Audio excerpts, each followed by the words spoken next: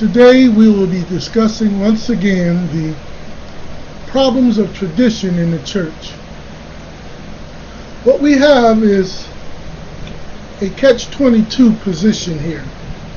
What do I mean by that?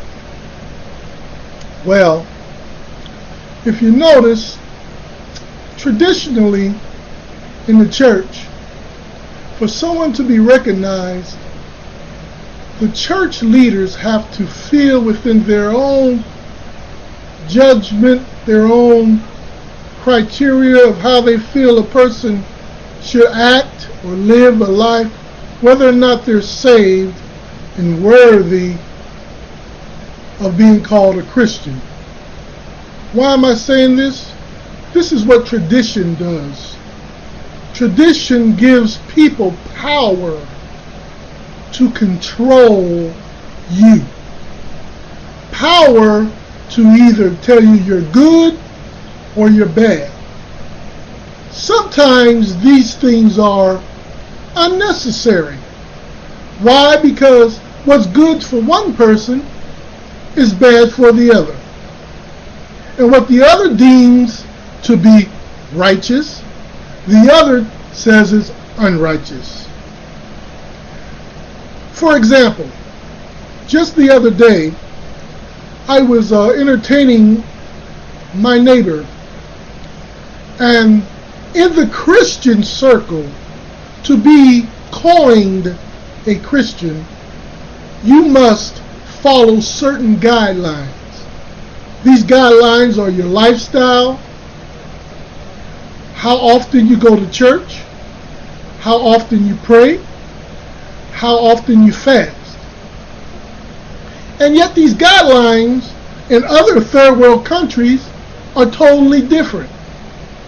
But here in the United States, traditionally, to be a Christian, you must at least be going to church on Sunday night, if they have it, Wednesday night Bible study, and any other church services that they may have during the week.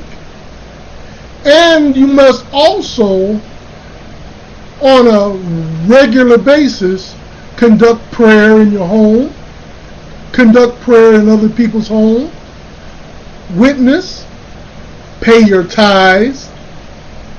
That's a big one. These are some of the things that coin you as a Christian. Or one of the biggest things is you can't be living with no one and not be married. In my day, you couldn't even date someone over 6 months. When me and my wife was dating, I was told by my leader, my pastor, that within 6 months we had to get married. I was still 17 at the time, but I was a minister. So they're telling me, in order to date this woman, I had to marry her within 6 months, or I couldn't preach. Traditionally, that's the way they used to do it. And these are the things that give you this burden, and you get tired of church, because these things traditionally vex you, keep you down, disencourage you, and actually you are pleasing that man or that woman as the leader. This is what tradition does. It gives power to man, to control man. And that's not what Jesus wanted. That's not what Yeshua said in his word.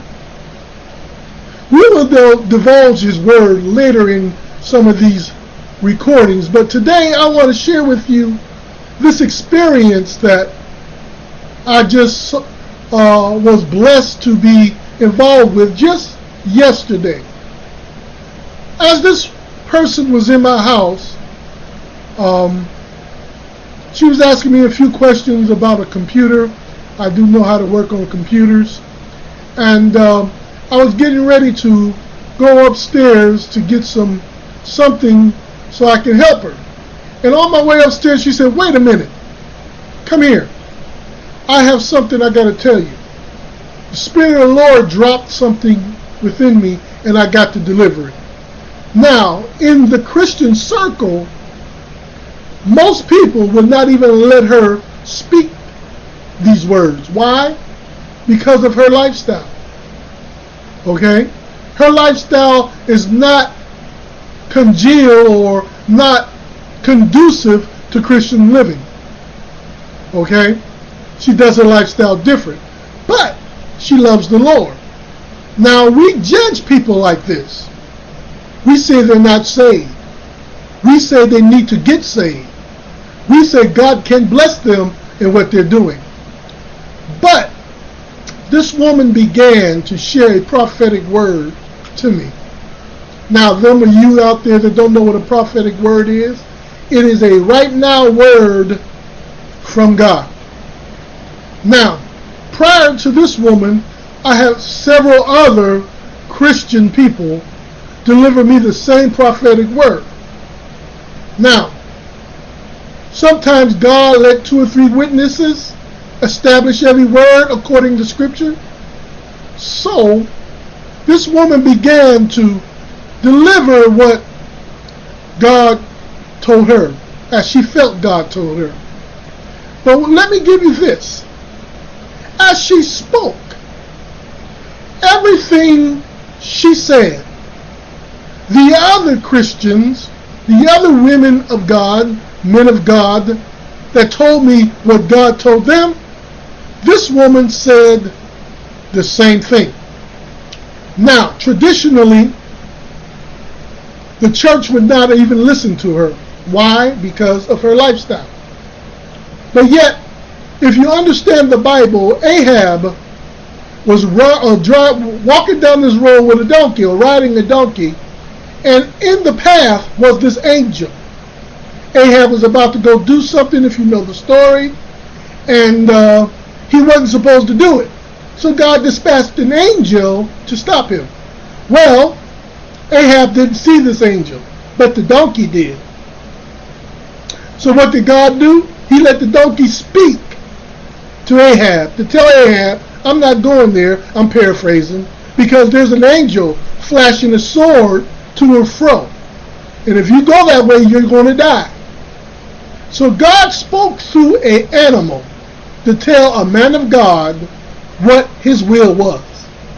So if God can speak through an animal, surely God can speak through another person whose lifestyle may not be as up to par as most Christians feel it should be. This woman rendered a word to me that stirred my very soul. And it let me know that God can use whom He chooses. Traditionally, though, we're not supposed to believe that. God only uses them that fast and praise 3 times a week, 4 hours a day, 40 days a month, or whatever it may be, and they are continuously doing a work with the Lord. They're continuously working in God's vineyard. They're doing things in front of people to show that they're spiritual and la la la. But this woman, who is per se outside the Christian circle that we know of, gave me a word that without a shadow of a doubt was God's will. And I was so moved, and it taught me such a valuable lesson. That lesson is that we as Christians need to stop judging. We need to stop judging one another and allow God to use whom He chooses. Now, back in the day, traditionally, there was no such things as prophetic words and all this stuff that we hear today. But yet, back then, if you was an evangelist or a pastor, you wasn't heard. If you wasn't a minister, you wasn't heard. If you wasn't a deacon, you wasn't heard. If you didn't prove your Christian lifestyle, you wasn't heard. These things are still going on today. Most Christians judge one another according to the lifestyle that they lead. And this is a deterrent to the will of God. God speaks through many things. God uses whom he chooses. And this woman rendered unto me such a profound word that without a shadow of a doubt, I knew it was God. Now, there's you out there that would probably have something critical to say about this. But let me reassure you, traditionally, you're correct. But God is above tradition. God is above what man says or do. See, this is what tradition does. It makes us forget what God's will is and do what man's will is. And man is not God. So we need to stop, check ourselves, and ask ourselves, are we really doing what God said to do? You have to check yourself. You have to study the word for yourself. You have to know the word for yourself and stop feeling that you don't know nothing. You can't study the word. They teach that today traditionally. How can you hear without a preacher? You've heard it. I know you've heard that. And how can he preach unless he be sent? Oh my God. There's this friend of mine in another state that went to preach in another denominational church. But she's a born-again Christian. And she went to preach in that church, and they shut her down. Why? Because she was asking people to be saved. And they don't do that in this church. Traditionally, we do our program. Traditionally, we open it up with prayer. We read a scripture. We have our offering. We do the choir singing. We collect our monies. And we go home. This woman wanted to lay hands on folks and pray for folks and give a prophetic word, and the leader of the church shut her down. Why? Because tradition told him to do that. We don't do that here. This is not how we conduct ourselves. And we just don't allow just any type of thing to go on in our church. Back in my day, back in the 70s, there was no such thing as a woman pastor or a woman, not many women evangelists. They can only be missionaries or deaconess missionaries, which is not in scripture. But traditionally, that's how they did it. Now, in the upcoming weeks, we're going to go deeper and deeper into this subject to let you know that traditionally, you're held back. You need to find God and seek God and ask God to show you the direction that you need to go. This is an important aspect of your Christian living. You shouldn't let man rule you, not in the wrong way. A preacher's job is to guide. That's it. A preacher's job is to deliver the word. That's it. After that, you're supposed to let God have his way. But we try to do God. Most preachers try to do God's job, which makes us wrong. So in the next recording, we will go further on this discussion. May God bless you.